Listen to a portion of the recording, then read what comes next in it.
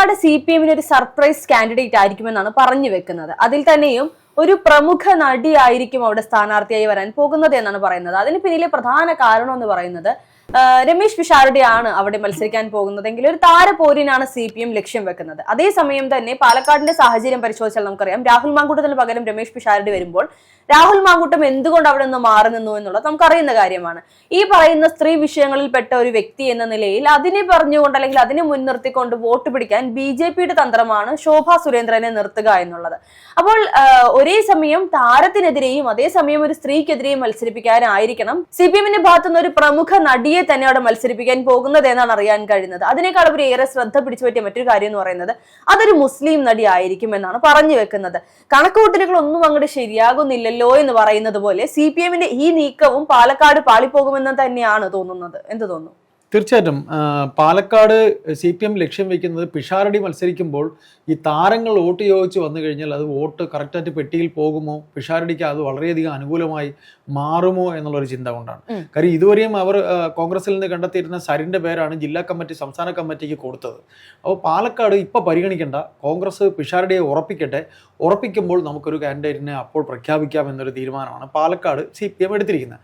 പക്ഷേ പാലക്കാട് CPM-ന് എന്തൊക്കെ ഫൈറ്റുകൾ പയറ്റിയിരുന്നാലും ഇന്നലത്തെ ഒരു വിഷയമുണ്ട്. നമ്മുടെ PK ശശി അവിടെ നിന്ന് മാറി ഷൊർണൂരായിരുന്നാലും ശശി ഒറ്റപ്പാലത്തായിരുന്നാലും ശശി എന്ന് പറയുന്ന പാർട്ടിയിൽ നിന്നും CPM എന്ന് പറയുന്ന പാർട്ടിയിൽ നിന്ന് മാറിപ്പോയിരിക്കുന്ന വ്യക്തി, അദ്ദേഹം അവരുടെ party secretary Palakkad party secretary Suresh ബാബുവിനെ കുറിച്ച് ഇന്നലെ പറഞ്ഞ വാക്കുകളൊക്കെ നമ്മൾ കേട്ടു.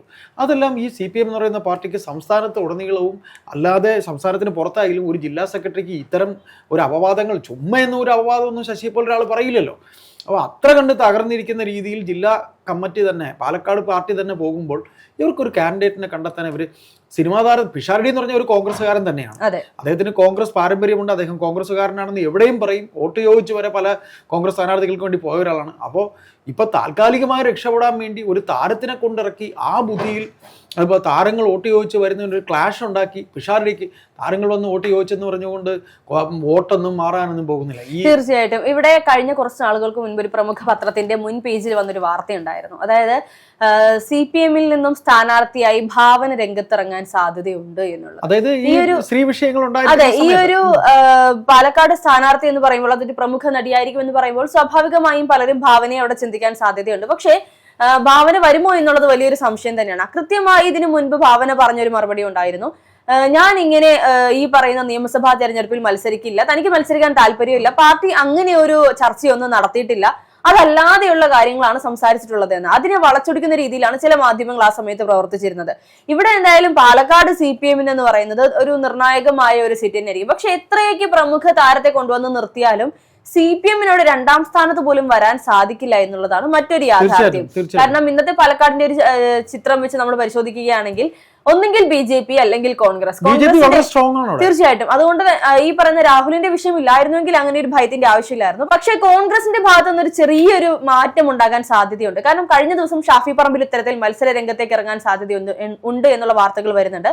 ഷാഫിക്ക് ഈ പറയുന്നത് പോലെ ഒന്നുകിൽ പാലക്കാട് അല്ലെങ്കിൽ കോഴിക്കോട് ഏതെങ്കിലും മണ്ഡലം എന്നുള്ള ഒരു ആവശ്യം ഉന്നയിച്ചു എന്ന് അറിയാൻ കഴിയുന്നുണ്ട്. പാലക്കാട് തനിക്ക് തിരിച്ചു വേണമെന്നാണ് ഷാഫി ആവശ്യപ്പെടുന്നത്. അങ്ങനെയെങ്കിൽ രമേശ് പിഷാരടി അവിടെ നിന്നും മാറ്റി മറ്റെവിടെയെങ്കിലും, ഇപ്പോൾ രമേശ് പിഷാരടിയുടെ പേര് ഇത്രത്തോളം സജീവമായി കേൾക്കുന്നത് തന്നെ ഒരുപക്ഷെ BJPയുടെയും CPM-ന്റെയും കണ്ണിൽ പൊടിയിടാനുള്ള കോൺഗ്രസിന്റെ നീക്കമായി നമുക്ക് കാണേണ്ടി വരും.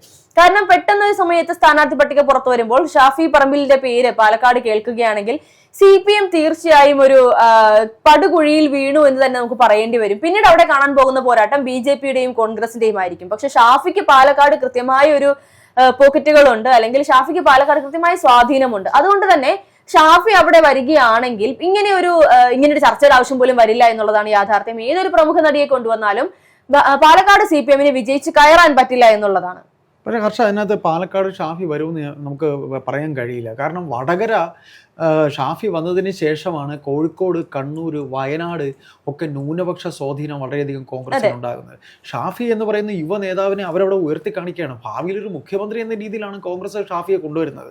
അപ്പോൾ ഷാഫിയെ ഒരിക്കലും വടകരയിൽ വേറൊരു കാൻഡിഡേറ്റിനെ നിർത്തിയാലും CPM ഭയങ്കരമായി പണിയെടുത്താൽ ആ വടകര സീറ്റ് അവർക്ക് പിടിക്കാൻ പറ്റും. പക്ഷെ അങ്ങനെ ഭയങ്കരമായി പണിയെടുത്താലും കോൺഗ്രസിന്റെ കയ്യിലിരിക്കുന്ന സീറ്റുകൾ ഇപ്പോൾ പിടിച്ചെടുക്കാൻ CPM സ്വന്തം കയ്യിലിരിക്കുന്ന സീറ്റ് പോലും അവർക്ക് നഷ്ടപ്പെട്ടു പോകുമെന്ന് ഉറപ്പുള്ള വടകരയിൽ നിന്ന് ഒരിക്കലും ഷാഫിയെ അങ്ങനെ കോൺഗ്രസ് പാലക്കാട് കൊണ്ടുവന്ന് മത്സരിപ്പിക്കുമെന്ന് ഒരു രാഷ്ട്രീയ വിദ്യാർത്ഥി എന്ന രീതിയിൽ എനിക്ക് തോന്നുന്നില്ല. കാരണം ഷാഫി അത്രയ്ക്ക് ഇമ്പാക്റ്റ് ആണ് ഈ പറയുന്ന വടക്കൻ മേഖലയിൽ ഉണ്ടാക്കിയിട്ടുള്ളത്. മലപ്പുറത്ത് ആകെ ഒരു സീറ്റാണ്, പൊന്നാനി മാത്രമാണ് CPM മലപ്പുറം, കോഴിക്കോട്, കണ്ണൂർ, കോഴിക്കോടൊക്കെ കോൺഗ്രസിന് സീറ്റ് ഇല്ലായിരുന്നു കഴിഞ്ഞ തവണ. അപ്പൊ കോഴിക്കോട് അവർക്ക് സീറ്റ് വേണമെങ്കിൽ ഷാഫി ഇറങ്ങി പ്രചരണം നടത്തണം. തീർച്ചയായിട്ടും ഇറങ്ങുകയാണെങ്കിൽ കോഴിക്കോടും കണ്ണൂരും വയനാടും മലപ്പുറം ഒക്കെ ഷാഫി പ്രചരണത്തിന്റെ ഏറ്റെടുത്തു കഴിഞ്ഞാൽ അവിടെ ഒരു ഭയങ്കരമായ ക്രൗഡ് പുള്ളറാണ്. ഷാഫി ഒരു ക്രൗഡ് പുള്ളറാണ്. യങ്സ്റ്റേഴ്സ് മാത്രമല്ല, എല്ലാവരും ഇഷ്ടപ്പെടുന്ന ഒരു യുവ നേതാവാണ് ഷാഫി. അപ്പൊ ഷാഫിയെ അങ്ങനെ അത് മാത്രമല്ല, ഷാഫി അവിടെ സ്ഥാനാർത്ഥിയാക്കുന്ന സതീശന്റെ സ്ട്രാറ്റജി ആയിരുന്നു. സതീശന്റെ സർജിക്കൽ സ്ട്രൈക്ക് തന്നെയായിരുന്നു ആ പറയുന്ന രീതിയിൽ ഷാഫി അവിടെ. അപ്പോൾ ഷാഫി ഒരിക്കലും വരില്ല. അപ്പോൾ പാലക്കാടിനെ സംബന്ധിച്ച് CPM ഇപ്പോൾ ഒരു നല്ല സ്ഥാനാർത്ഥിയെ കണ്ടെത്താൻ പോലും കഴിയുന്നില്ല. അപ്പോൾ പിഷാരടി മത്സരിക്കുകയാണെങ്കിൽ ഇനി ഏത് താരത്തിന്റെ പിറകെ അവർ പോകും? താരത്തിനെ കാണിച്ച് മറ്റൊരു താരത്തെ കാണിച്ച് ആ ഗിമ്മിക്കുന്നത്, അതായത് CPM പഴയ കാലത്ത് ഉണ്ടായിരുന്ന ഒരു വേലകളും ഈ യുഗം മാറുന്നത് അവർ മനസ്സിലാക്കുന്നില്ല. ഒരു താരത്തിന് ഇറക്കിയാൽ ഉടനെ മറ്റൊരു താരം. ഇപ്പൊ നമ്മള് ഗണേശനെതിരെ ജഗദീഷ് മത്സരിച്ചത് അറിയാവില്ലേ പത്തനാപുരത്ത്, എന്നിട്ട് എന്തായി? പിന്നെ അങ്ങനെയുള്ള പരീക്ഷണമൊക്കെ അവർ നടത്തി നോക്കിയിട്ട് ഒന്നും ആയില്ലല്ലോ. പത്തനാപുരത്തെ കാര്യം ഞാൻ പെട്ടെന്ന് ഉദാഹരണം പറഞ്ഞതാ. ഇപ്പൊ പിഷാരടി ഒരു നടൻ, വെറും ഒരു പിന്നെ ഈ പറയുന്ന പോലെ ഒരു നടൻ എന്ന ഇമേജ് മാത്രമല്ല പിഷാരടിക്കുള്ള, അദ്ദേഹം ഒരു കോൺഗ്രസ് വക്താവ് തന്നെയാണ്. അപ്പൊ അങ്ങനെ മത്സരിക്കുമ്പോൾ പിഷാരടിയെ പാലക്കാട് CPM ഭയക്കുന്നു എന്ന് പറഞ്ഞാൽ അത് യാഥാർത്ഥ്യം. കാരണം ഇവർ ഒരു സ്ഥാനാർത്ഥിയെ ഭയക്കുന്നു പറഞ്ഞാൽ അത് വെറുതെ ആയിരിക്കില്ല. ഇവർക്ക് കീഴ്ഘടകങ്ങളും അതിന്റെ മേലുള്ള മറ്റു ഘടകങ്ങളും മൊത്തത്തിൽ ജില്ലയിലെ കണക്കും കാര്യങ്ങളും ഒക്കെ വെച്ചിട്ടായിരിക്കും അവർ ഈ പറയുന്നത്. അല്ലാതെ ചുമ്മാ CPM ഭയക്കൊന്നുമില്ല.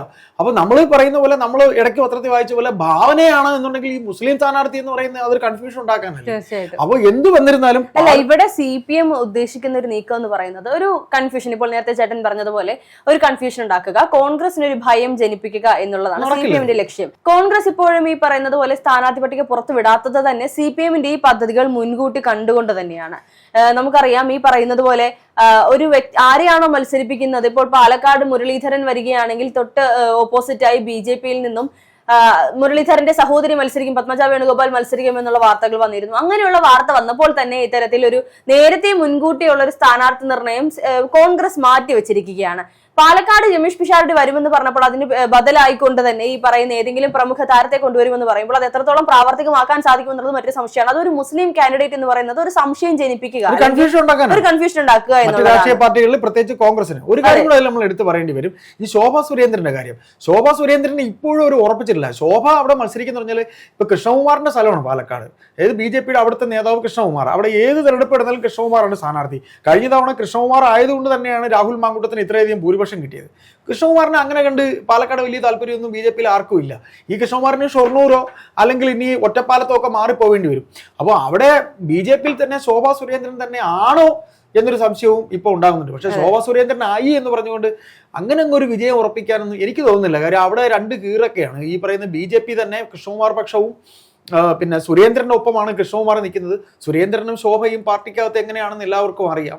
രണ്ട് ഭാഗത്ത് നിൽക്കുന്നവരാണ്. അതുകൊണ്ട് ശോഭയായതുകൊണ്ട് BJP-ക്ക് അങ്ങ് ഭയങ്കര വിജയം ഉണ്ടാവുമെന്നും കാര്യം ഈ ബൈ ഇലക്ഷൻ റിപ്പോർട്ട് ചെയ്യാനൊക്കെ ഞാൻ പോയിട്ടുണ്ട്. നമുക്ക് പാലക്കാട് സംബന്ധിച്ച് ഒരു വോട്ട് ശേഖരിക്കാൻ അല്ലെങ്കിൽ വോട്ടൊരു ഭൂരിപക്ഷം ക്രൗഡ് പുള്ളറാണ് ക്രൗഡ് പുള്ളറാണ്. പക്ഷെ ഈ ക്രൗഡ് പുള്ളിംഗ് എന്ന് പറയുന്നത് അത് വോട്ടായിട്ട് മാറണമെന്നില്ല. നമ്മൾ ഈ പറഞ്ഞ ജനം കേൾക്കാൻ വരുന്നത് എല്ലാ രാഷ്ട്രീയ പാർട്ടിയിലെ ആൾക്കാരും കേൾക്കാൻ വരും, എല്ലാവരും അത് കാണാൻ വരും, ഇവരെ കാണും, കൈ കൊടുക്കും, എല്ലാം ശരിയായിരിക്കാം. പക്ഷെ വോട്ട് വരുമ്പോൾ അത് വോട്ടാവണമെന്നില്ല.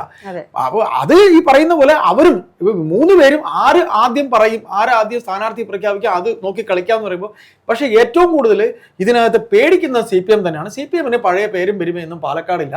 3ാം സ്ഥാനത്തിന് ഇനി ആരെ ഇറക്കിയിരുന്നാലും മത്സരം നടക്കാൻ പോകുന്ന BJP-യും കോൺഗ്രസും തമ്മിലായിരിക്കും. അതിൽ ജയം ഇതിൽ ഏതെങ്കിലും ഒരു ഭാഗത്തേ പോകുള്ളൂ. കോൺഗ്രസ് പിഷാരടി ആയിരുന്നാൽ അത് നോക്കിയും കണ്ടുപോയി. കാര്യം സതീശൻ അതിൻ്റെതായ കൃത്യമായ കണക്കൂട്ടലുണ്ട്. കോൺഗ്രസ് കൃത്യമായ കണക്കൂട്ടൽ. കാര്യം ഭരണം തിരികെ കിട്ടണമെന്നുള്ള വ്യക്തമായ ഒരു അജണ്ട തന്നെയാണ് കോൺഗ്രസിനുള്ളത്. അതുകൊണ്ട് അവർ ഒരിക്കലും ഒരു നീക്കുപോക്കിനൊന്നും തയ്യാറാകില്ല.